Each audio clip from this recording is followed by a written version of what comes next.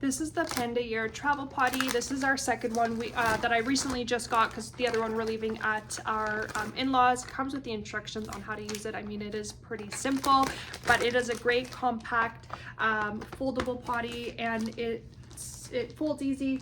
One thing you do have to keep in mind is these do slide up and in, so you can use it on the toilet, but sometimes you might think that it's broken. You kind of actually just have to slide these up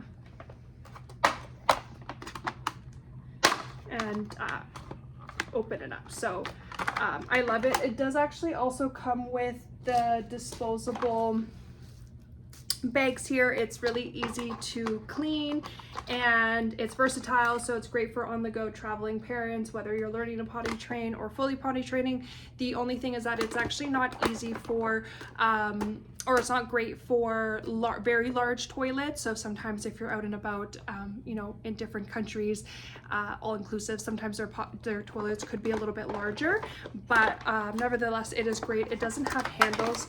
This one is just being a little stubborn here. So again, you gotta flip it up and then they'll all just open, so you can lay it flat on the toilet, or you can have it stand like this.